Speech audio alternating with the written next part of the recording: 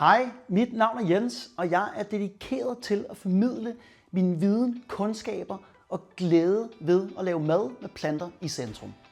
Min egen rejse med madlavning startede allerede dengang jeg var 12 år gammel, og jeg fandt min purpose, da det gik op for mig, hvor stor en betydning mad har for klima, miljø og ikke mindst vores sundhed og velvære.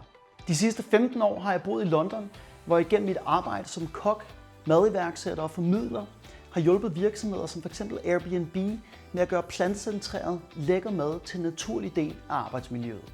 Jeg arbejder ud for 3 parametre, nemlig køkkenkundskaber, langlivsernæring og gut health og adfærdspsykologi og vaner.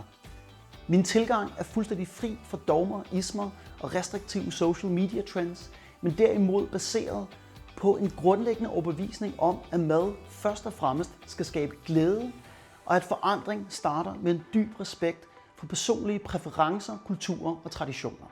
Jeg er for nylig flyttet tilbage til Danmark, og har også her kastet mine kræfter bag at formidle min glæde og passion og lyst til at lave mad med planter i centrum. I stedet for opskrifter har jeg udviklet et forløb, som er baseret på grundlæggende principper og en fundamental forståelse af, hvad god smag egentlig kommer af. Fordi når man lærer de grundlæggende principper, kan man let og hurtigt lave mad med alle slags frugt, grønt, bælgfrugt og fuldkorn og alle de her sunde ting. Og når det bliver nemt, bliver det også lettere at omsætte gode intentioner til handling.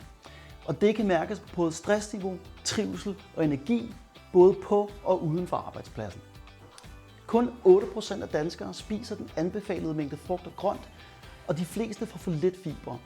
Så er der med andre ord kæmpe potentiale for markant at forbedre vores sundhed, vores trivsel og reducere vores sygdomsrisiko. Og hvis du kunne tænke dig at høre mere om de workshops, det online kursus og de oplæg, jeg laver, så vil jeg meget gerne høre fra dig. Fordi sammen tror jeg på, at vi kan forbedre sundhed og trivsel og skabe en bedre verden gennem mere bevidste madvalg.